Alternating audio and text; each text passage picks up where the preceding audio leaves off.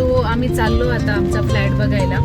Finally आता आम्हाला 1 वीकमध्ये मिळणार पोझिशन. त्याच्या आधी आम्ही इन्स्पेक्शन करणार. काही असतील काही गोष्टी ज्या परत कव्हर करायच्या असतील वगैरे त्या सांगू आम्ही. आता इन्स्पेक्शन नाही आहे, पण बघू जस्ट नंतर पोझिशनच्या आधी एक वेळा पुन्हा इन्स्पेक्शन केलं जाईल. पुन्हा सांगितलं जातील काय गोष्टी कमी आहेत काय जास्त आहेत. जास्त तर नाही कमी असतील पण हां त्यातही जे काय आहे ते बरोबर असेल नसेल ते आपण त्यांना इन्फॉर्म करायचं. तेवढ्या दिवसात करून देतो. आता थर्ड पार्टी इन्स्पेक्शन तर नाही बोललंय आम्हाला, पण आता आम्हीच दोघं इन्स्पेक्शन करणार. आम्ही एकदम दोघं आता सिव्हिल इंजिनियर बनून जाणार आणि तिथे जाऊन बघणार की एकदम व्यवस्थित सगळं आहे की नाही. कारण ते तर अलाउ नाही करत आपल्याला. तुम्ही थर्ड पार्टी इन्स्पेक्शन करू शकता किंवा काही असं. हो आणि रूल तर असे बापरे की म्हणजे फ्लॅट घेतल्यापासून तुम्ही आम्ही जस्ट सेकंड टाइम बघतोय. ते पण आम्ही लास्ट स्टेज 95% जेव्हा रेडी होतं कन्स्ट्रक्शन त्या टायमामध्ये बुक केलं. आणि नाही रूल म्हणजे असे की लहान मुलांना वयस्कर व्यक्तीला तुम्ही घेऊन जाऊ शकत नाही तिथे. काहीतरी त्यांच्या डोक्यावर पडणारच नाही असं त्यांचं कन्फर्म.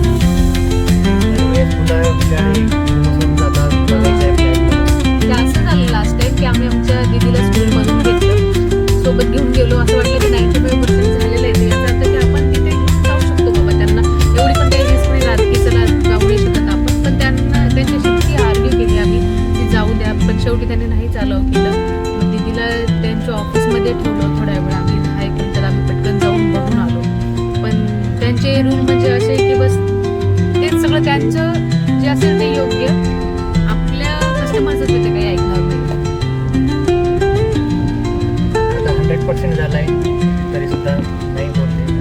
लेट्स सी आता काय झालेलं आहे, किती झालेलं आहे. काम मागच्या वेळेसचा एक व्हिडिओ काढलाय. आता बघू डिफरन्स काय आहे तर त्याच्यामध्ये.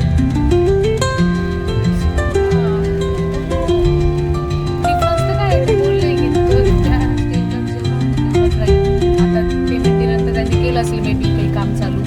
आम्ही 100% पैसे तर दिले, पण फ्लॅट काही 100% झालेले नाही तरी पण पैसे पूर्ण 100% घेतले. नाही बघू ना आता तर वाटतंय मला की ॲटलिस्ट ते रूफ टॉपचं काम चालू होतं ते झालेलं असणार आहे. पार्किंगचं काहीतरी बाकी होतं तेव्हा चालू होतं काम, ते पण झालेलं असणार आहे. आमची पण चूक आहे. काही गोष्टी डायरेक्ट ना पहिलेच क्लिअरच केल्या पाहिजे बिल्डरसोबत. ते पहिले जेव्हा आपण बुकिंग करतो ना त्यावेळेस सगळेच गोड बोलतात, पण नंतर पैसे आले का कोणी कोणाचं नसतं. पण एक असं पण अरे कस्टमरला म्हणजे विचारायला आपण पण बऱ्याच गोष्टी विचारल्या होत्या, पण त्यांच्या एवढ्या आतल्या गोष्टी ज्या बेसिक असतात नंतर त्याच्यासाठी ते पण डिनाय करतील. नाही, यांचं जरा जास्त विचित्र नियम आहेत आणि नियम म्हणतात पण लेखी काही द्यायला तयार नाही. असं तर काही अवघड आहे. आपल्याकडून रिटर्न मध्ये घेणार मेल की तुमच्याकडे कडून पेमेंट. पण तरी आपण त्यांचा व्हिडिओ बनवून पोस्ट करू. बाकीच्यांना पण कळू द्या की काय नियम असतात, अलिखित नियम काय राहतात. अजून जर लोक पैसे देऊन फसतात तर त्याआधी ज्या गोष्टी आहेत त्या क्लिअर व्हायला पाहिजे सगळ्यांना. म्हणजे माझं तरी पर्सनल असं म्हणणं राहील की तर म्हणजे जे गोष्टी आहेत ते क्लिअर सांगा. बाकी काही नंतर नको की नाही मग तुम्ही तेव्हा विचारायला पाहिजे. आता जे पण कुणी आमचे व्हिडिओ बघितला असेल तर मी त्यांना सांगू इच्छिते की जर तुम्ही फ्लॅट बुक करायचा विचार करत असाल किंवा नवीन फ्लॅट घर घ्यायचा विचार करत असाल तर आधी प्रॉपर रिसर्च करा की बिल्डर कोण आहे किंवा त्याची आधी मार्केटमध्ये रिप्युटेशन कशी आहे, त्यांचे रिटर्नवाले क्लॉज काय आहेत किंवा ते काही काही गोष्टीला अलाव नाही करणार, हे सगळं तुम्ही आधी विचारून घ्या, माहिती करून घ्या, मगच पुढे प्रोसीड करा. आता थर्ड पार्टी इन्स्पेक्शन ठीक आहे, आम्ही इथं इंडियात आहे, ज्या विदेशात असतील त्या लोकांनी काय करायचं. म्हणजे त्यांना मेल केला, मेलचा रिप्लाय त्यांनी दिला आणि तिथले एक CRM मॅडम आहेत तर त्या म्हणतात तुम्हाला काय करायचं करा, फ्लॅट कॅन्सल करायचं असेल तर करून घ्या आणि तुम्हाला मग पेनल्टी पडेल. ते तर आहे. तर म्हणजे शेवटी धमकी द्यायची, डायरेक्ट कस्टमरला पैशाची धमकी द्यायची. त्याचा तर रिप्लाय आलेला नाही आम्ही तर ते पण आपण पोझिशनच्या टाइमला CRM टीमला एकदा विचारू. तसं नाही ना रे, ते म्हणजे बेसिक रिक्वेस्ट पण अप्रूव्ह नाही करत ना. नाही, कोणत्याच गोष्टीला पॉझिटिव्ह रिस्पॉन्स तर नाही. आता आपण म्हणतो की आणि डिले झाला, फ्लॅट 3 महिने डिले झाला त्यांच्याकडनं. त्याच्यानंतर तर एक मेल पाठवतात ते की तुम्हाला आम्ही पोझिशनसाठी मेल टाकला, त्याच्यानंतर 10 दिवसात तुम्ही पेमेंट करा, नाही तर त्याच्यानंतर 5% तुम्हाला बरोबर आहे. पैसे लावू. पण ही गोष्ट कस्टमरसाठी नाही की त्याचे 2 महिने 3 महिने डिले झालेला आहे, तर त्याला तुम्ही द्या ना मग पैसे. की तुमचं आम्ही काहीतरी रेंट पे करू किंवा काहीतरी सपोर्ट करू त्या तुम्हाला. गोष्टीमध्ये नाही, फक्त घ्यायचे असले ते पैसे पहिले घ्यायचे, बाकीच्या गोष्टी सोडून द्यायच्या. काही नाही, सगळ्या कस्टमरला सगळेजण येड्यात काढायला बसलेले राहतात. त्यामुळे पोझिशनच्या गोष्टी जरी बोलत असतील तर त्या गोष्टी लिखितच पाहिजे. मी लिखित मागितलं होतं, पण ते लिखित द्यायला तयार नसतात. आता बघू, आपल्याला इकडे जायचंय ना रे, इथून घेऊ शकतो ना आता.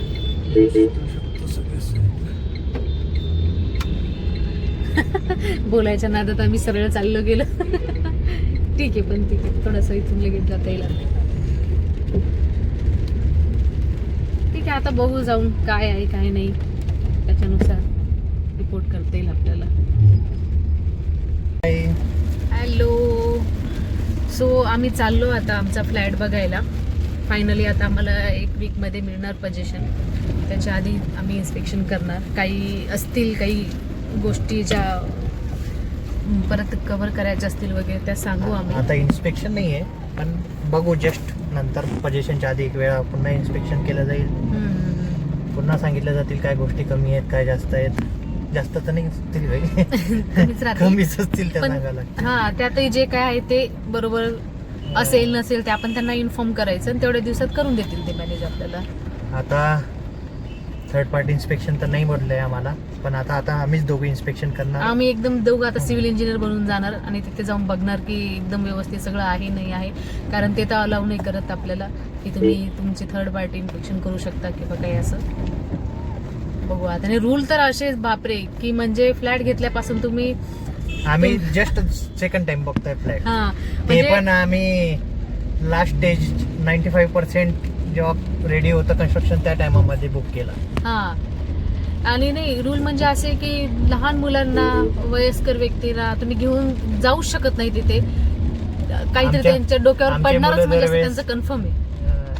दरवेळेस मुलं बिचारे निर्मूस होऊन जातात, बघायचं आहे फ्लॅट म्हणून. म्हणजे असं झालं लास्ट टाइम की आम्ही आमच्या दीदीला स्कूलमधून घेतलं, सोबत घेऊन गेलो. असं वाटलं की 95% झालेलं आहे, याचा अर्थ की आपण तिथे घेऊन जाऊ शकतो बाबा. त्यांना एवढी पण काही रिस्क नाही राहत की चला जाऊ नाही शकत आपण. पण त्यांच्याशी इतकी आर्ग्यू केली आम्ही की जाऊ द्या, पण शेवटी त्यांनी नाहीच अलाउ केलं. मग दीदीला त्यांच्या ऑफिसमध्ये ठेवलं थोड्या वेळ. आम्ही 10-1 मिनिटात आम्ही पटकन जाऊन बघून आलो. पण त्यांचे रूल म्हणजे असे की बस तेच सगळं त्यांचं जे असेल ते योग्य, आपल्या कस्टमरचं ते काही ऐकणार नाही. आता 100% झालाय तरी सुद्धा नाही बोलले.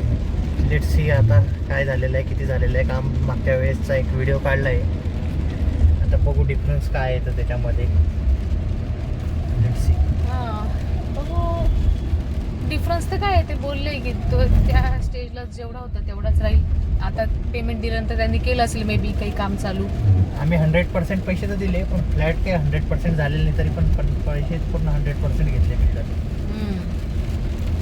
नाही, बघू ना आता तर वाटतंय मला की ऍटलिस्ट ते रूफ टॉपचं काम चालू ते झालेलं असणार आहे. पार्किंगचं काहीतरी बाकी होतं तेव्हा चालू होतं काम, ते पण झालेलं असणार आहे. आमची पण चूक आहे, काही गोष्टी डायरेक्ट ना पहिलेच क्लिअरच केल्या पाहिजे बिल्डर सोबत. ते पहिले जेव्हा आपण बुकिंग करतो ना त्यावेळेस सगळेच गोड बोलतात, पण नंतर पैसे आले का कोणी कोणाचं नसतं. पण एक असं पण अरे कस्टमरला म्हणजे विचारेल, आपण पण बऱ्याच गोष्टी विचारल्या होत्या, पण त्यांच्या एवढ्या आतल्या गोष्टी ज्या बेसिक असतात नंतर त्याच्यासाठी ते पण डिनाय करतील. नाही, यांचं जरा जास्त विचित्र नियम आहेत, आणि नियम म्हणतात पण लेखी काही द्यायला तयार नाहीत. असं तर काही अवघड आहे. आपल्याकडून रिटर्न मध्ये घेणार मेल की तुमच्याकडे कडून पेमेंट, पण तरी आपण त्यांचा व्हिडिओ बनवून पोस्ट करू. बाकीच्यांना पण कळू द्या की काय नियम असतात, अलिखित नियम काय राहतात. अजून जर लोक पैसे देऊन फसतात तर त्याआधी ज्या गोष्टी आहेत त्या क्लिअर व्हायला पाहिजे सगळ्यांना. म्हणजे माझं तरी पर्सनल असे म्हणणं राहील की तर म्हणजे जे गोष्टी आहेत ते क्लिअर सांगा. बाकी काही नंतर नको की नाही मग तुम्ही तेव्हा विचारायला पाहिजे. आता जे पण कुणी आमचे व्हिडिओ बघितला असेल तर मी त्यांना सांगू इच्छिते की जर तुम्ही फ्लॅट बुक करायचा विचार करत असाल किंवा नवीन फ्लॅट घर घ्यायचा विचार करत असाल तर आधी प्रॉपर रिसर्च करा की बिल्डर कोण आहे किंवा त्याची आधी मार्केटमध्ये रिप्युटेशन कशी आहे, त्यांचे रिटर्नवाले क्लॉज काय आहेत किंवा ते काही गोष्टीला अलाव नाही करणार, हे सगळं तुम्ही आधी विचारून घ्या, माहिती करून घ्या, मगच पुढे प्रोसीड करा. आता थर्ड पार्टी इन्स्पेक्शन ठीक आहे, आम्ही इथं इंडियात आहे, ज्या विदेशात असतील त्या लोकांनी काय करायचं.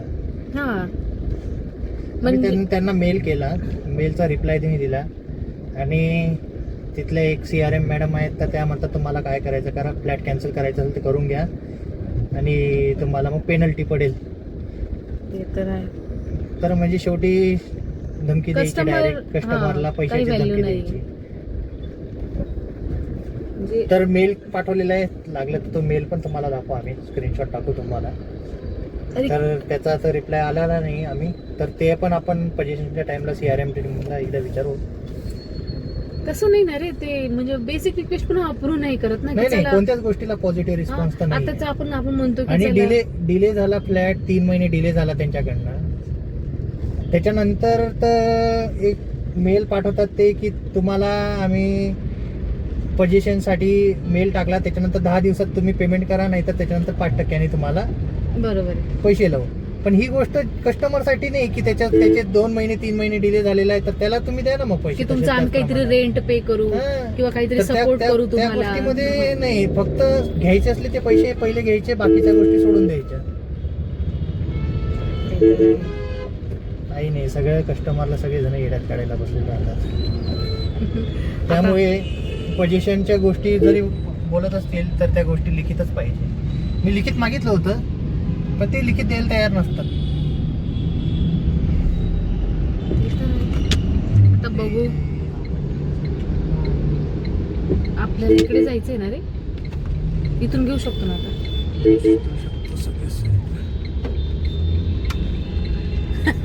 बोलायच्या नादात आम्ही सरळ चाललो गेलो. ठीक आहे, पण ठीक आहे, थोडंसं इथून लगेच जाता येईल.